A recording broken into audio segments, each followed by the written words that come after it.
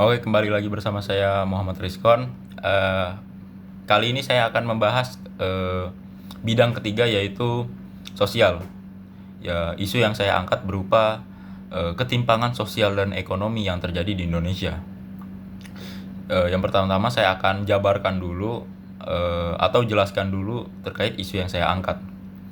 Ketimpangan sosial dan ekonomi ini adalah kondisi yang dimana terjadi perbedaan atau kesenjangan yang cukup besar dalam hal akses, kesempatan, serta hasil yang diperoleh masyarakat terhadap berbagai sumber daya seperti pendidikan, pekerjaan, pendapatan, dan pelayanan publik. Nah, sebenarnya kondisi ini menggambarkan adanya jurang atau jarak nih, perbedaan antara kelompok yang hidup sejahtera dan dengan kelompok atau mereka yang masih berjuang untuk memenuhi kebutuhan dasar atau kebutuhan pokok mereka. Jadi kalau kita bahas hal ini, terdapat dua kelompok nih. Jadi ada kelompok sejahtera yang kehidupannya terpenuhi semua kebutuhan pokoknya, tapi ada juga kelompok yang tidak sejahtera. Bahkan buat makan itu mereka susah payah gitu, sangat susah untuk bekerja keras untuk mendapatkan makan, seperti itu. Nah, lalu ada hipotesis yang saya angkat, yaitu merupakan adalah ketimpangan sosial dan ekonomi di Indonesia ini disebabkan oleh pembagian pendapatan yang tidak merata antara kaum elit dengan masyarakat menengah atau kelas bawah. Nah, teori yang saya gunakan adalah teori Karl Marx. Nah, Karl Marx ini merupakan tokoh besar yang mengkritisi sistem ekonomi kapitalis.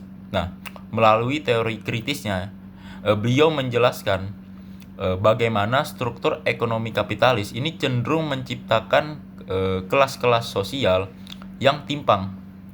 Nah, Karl Marx juga berpendapat bahwa kehidupan sosial ini manusia pada dasarnya dibentuk oleh struktur ekonomi. Nah, yaitu bagaimana manusia memproduksi, mendistribusikan atau menyalurkan barang, serta siapa yang menguasai alat produksinya, siapa yang menguasai produksinya.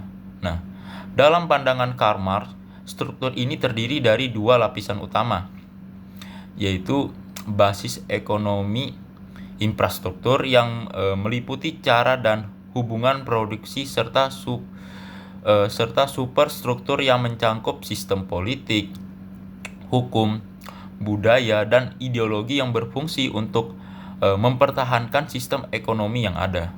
Nah, jika kita kaitkan dengan situasi di Indonesia saat ini, teori Karl Marx ini masih relevan untuk digunakan. Kenapa? Karena realitas atau fakta yang terjadi di lapangan atau fenomena lapangan ini menunjukkan bahwa sebagian besar kekayaan nasional itu dikuasai oleh kelompok kecil seperti kaum elit. Nah, sementara mayoritas berjuang dengan penghasilan pas-pasan. Misalnya buruh di sektor industri dan jasa. Ini seringkali bekerja dengan upah minim. Sementara keuntungan besar itu justru mengalir ke pemilik modal atau pemilik industrinya. Nah, selain itu, ketimpangan juga terlihat pada akses terhadap pendidikan, kesehatan, serta kepemilikan lahan. Nah, kelompok elit ini seringkali lebih lebih mudah untuk mendapatkan layanan yang baik, sedangkan masyarakat mayoritas itu seringkali mendapatkan layanan yang buruk. Nah, situasi inilah yang memperkuat adanya ketidakstabilan sosial yang sulit dihilangkan. Nah, jadi bisa dibilang kelompok elit ini seringkali mendapatkan perlakuan khusus atau pelayanan yang baik karena rata-rata mereka dilayani dengan baik karena mereka punya uang, punya kuasa. Nah, sedangkan masyarakat di kalangan bawah ini mereka nggak punya power, nggak punya uang. Jadi untuk mendapatkan pelayanan yang baik aja itu udah susah. Rata-rata mereka mendapatkan pelayanan yang buruk karena rata-rata ya mereka melihat dari status, dari power, dari ekonomi yang ada. Nah, inilah yang menyebabkan ketimpangan antara sosial dan ekonomi di Indonesia itu semakin terlihat seperti itu. Jadi sekian dari penjabaran singkat saya terkait ketimpangan sosial dan ekonomi yang terjadi di Indonesia di bidang sosial. Sekian, terima kasih.